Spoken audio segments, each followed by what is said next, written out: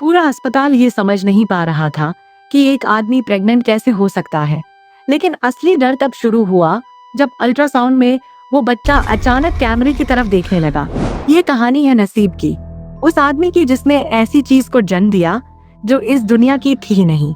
रात के लगभग 2:30 बजे शहर के सबसे बड़े सरकारी अस्पताल में अचानक इमरजेंसी अलार्म बज उठा।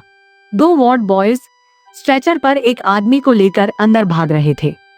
वो आदमी दर्द से चीख रहा था और बार बार अपने पेट को पकड़कर सिर्फ एक ही बात बोल रहा था, इसे बाहर निकालो, प्लीज इसे बाहर निकालो।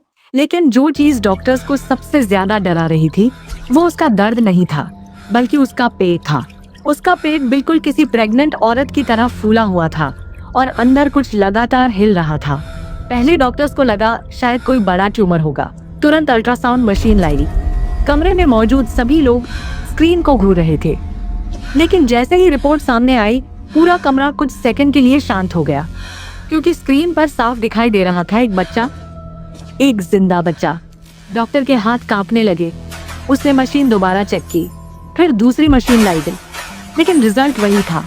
नसीब के पेट के अंदर सच में एक बच्चा था। नसीब दर्द से कराहते हुए बोला, मैंने कहा था ना, वो अंदर जिंदा है।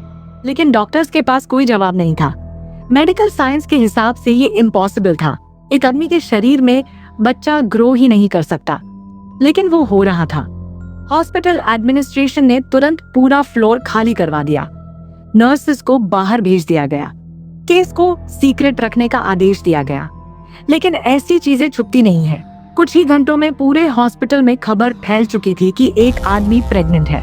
उस रात नसीब को एक आइसोलेटेड रूम में शिफ्ट किया गया। बाहर 2 गार्ड्स खड़े कर दिए। लेकिन असली डर अभी शुरू भी नहीं हुआ था। रात ठीक 3:13 पर रूम के अंदर लगे सारे मॉनिटर्स अचानक ब्लिंक करने लगे। ईसीजी मशीन अजीब आवाज निकालने लगी। कमरे का टेम्परेचर तेजी से गिरने लगा और उसी समय अल्ट्रासाउंड मॉनिटर अपने आप ऑन हो गया। स्क्रीन पर फिर वही बच्चा दिखाई देने लगा, लेकिन इस बार वो हिल नहीं रहा था। वो सीधा कैमरा की तरफ देख रहा था। नसीब की सांस अटक गई। डॉक्टर डरकर पीछे हट गया।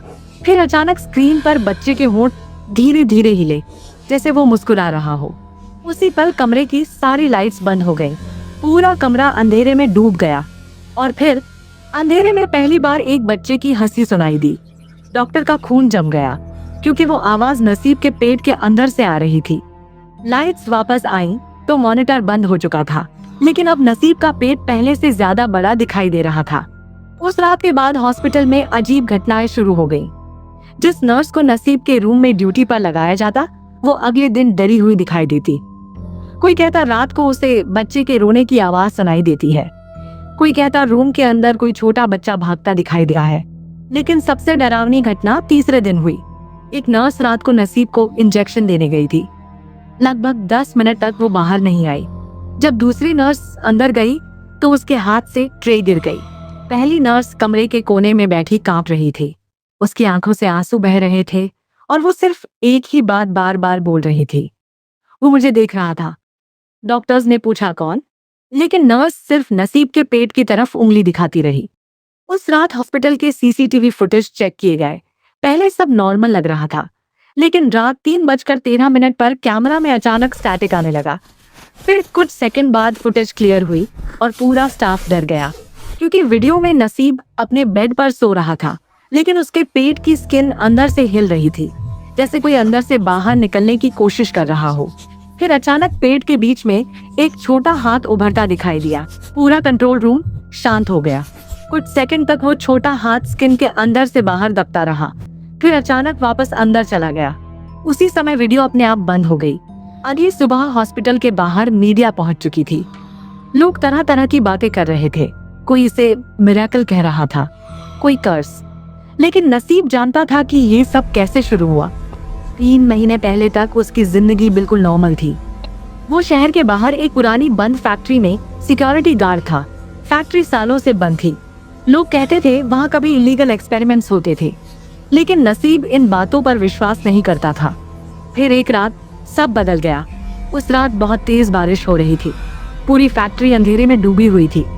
नसीब सीसीटीवी रूम में बैठा कैमरास देख रहा था। तभी तीसरे फ्लोर वाले कैमरा में कुछ दिखाई दिया। एक छोटा बच्चा। वो अंधेरे हॉलवे में धीरे धीरे चल रहा था।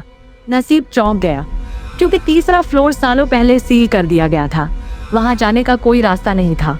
उसने सोचा शायद कैमरा ग्लिच होगा, लेकिन तभी कैमरा में वो बच्चा अचानक रुक गया और धीरे धीरे उसने अपना चेहरा कैमरा की तरफ घुमा दिया। उसकी आंखें पूरी काली थीं। नसीब का गला सूख गया। अगले ही पल कैमरा बंद हो गया। कुछ सेकंड तक वो चेयर पर बैठा रहा।